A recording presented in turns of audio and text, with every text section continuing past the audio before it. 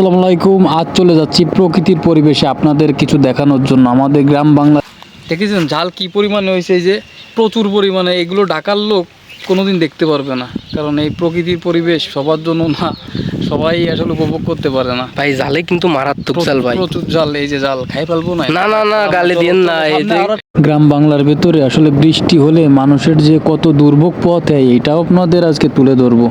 তো দেখেন কত সুন্দর একটা পরিবেশ গ্রাম বাংলার, আসলে এটা বলার বাইরে। কিন্তু দেখেন বাড়িঘরগুলো পানিতে ডুবে আছে, এদের কিন্তু অনেক কষ্ট। আসলে এগুলো কষ্ট বোঝার মতো মানুষ নাই এদের।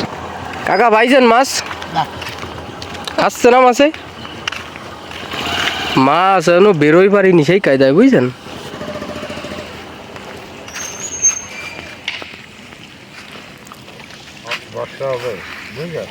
বর্ষা তো হবে।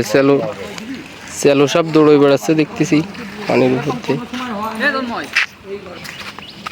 দেখেন বৃষ্টিতেই সবার মনে করেন খুবই দুর্দশা, যারা একটু নিচের দিকে একটু গ্রামের দিকে রয়েছে। দেখেছেন কত কষ্ট করে পার হওয়া লাগতেছে পানি বাংলা। আদি মাছ পাইছেন? মাছে খাচ্ছে না, মাছ এখনো বয়ে পারিনি সেই ভাবে দেখিনি। দেখেন ঝাল হয়েছে, একটু ছেড়েই দেখেন আপনারা। ঝাল হয়েছে কি সুন্দর ঝাল, মানে গাছের থেকে ছিঁড়ে ছিঁড়ে নিয়ে রান্না করা হয়।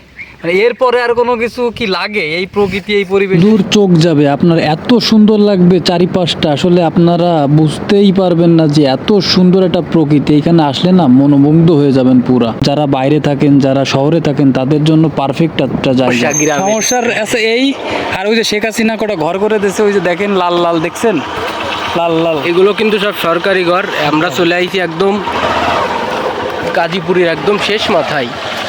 মাছ দেখাই, মাছ এদিকে তাকাও তুমি, গাজীপুরের একদম শেষ মাথায় চলে আইছি। কিন্তু দেখতেছেন ব্যাক করবো পিছনে এই যে ঘরগুলো দেখতে পাচ্ছেন, এগুলো কিন্তু সব হলো একদম মানে আর কি যাদের কিছু নেই, ঠিক আছে।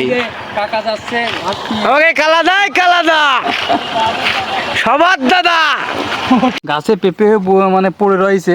আসলে খাওয়ার মানুষ নেই। আর গ্রাম বাংলার কথা এই জন্যই বলার বাইরে ভাই। দেখেন টাচ দাও নখ দিয়ে, এই যে পেঁপে দাও। সবাই ভালো থাকবেন, সুস্থ থাকবেন। আজকের মতো আমরা এখান থেকে বিদায় নিব। দেখেন চারিপাশটা এতটাই সুন্দর, শেষ পর্যায়ে আপনাদের এতটা সুন্দর দৃশ্য ধরে রাখতে পারছি ক্যামেরায়, এইটাই আমার কাছে অনেক বড় কিছু, আপনাদের দেখাতে পারছি। তো ভালো থাকবেন, সুস্থ থাকবেন সবাই। আবার দেখাবে নতুন কোনো জায়গায়।